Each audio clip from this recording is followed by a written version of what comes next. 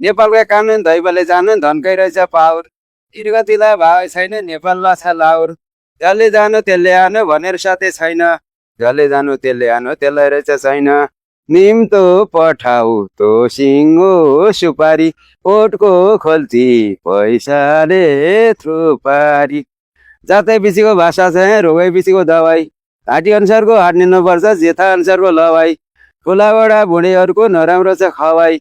यसै गानु गएको छ र सानो तिनो दबाई। शोषकले शोषिन्छ सानालाई दबाई छैन ताई हाम्रो गानालाई। कसैका छन् सत्ताले गर कसैका मटर ट्यासी। आजकलका बुढीहरूले लाउन थालेछन् म्यासी। धनुनीलाई धनको चैन बलौनीलाई गुन्डा।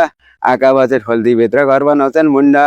खानेहरू यति खाए भन्दैनन् एक्लै गिच्छन् भन्नलाई जान्दैनन्।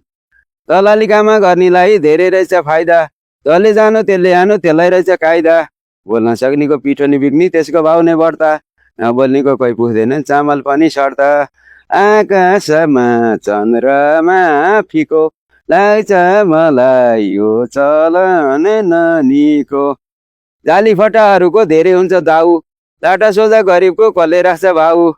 खानेहरू कसरी खान्छन् यिनका पत्ता लाउ। लाटा लेखेर हेरेपछि अनि बुत्रो खाऊ। नियाको दाउ नौसिङ हुन्छ रे पापीको पेट यमराजले धुन्छ रे। कहिले भन्छ हाम्रो देश आफू अगाएर तपाईँ हामी बोल्नै पर्छ हुन्न डराएर।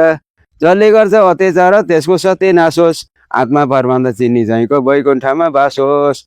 जसले गर्छ भलो र राम्रो काम संसारैमा फैलिन्छ त्यसको नाम।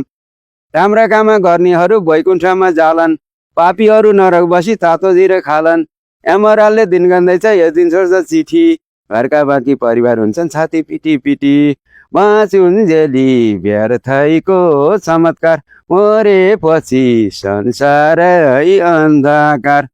नाङ्गै आयो नाङ्गै नै जानु छ पाप र धर्म दुई कुरा लानु छ। बाँचुन्जेली नगरम फाटो परन्तुलाई चाहिन्छ दाइ बाटो।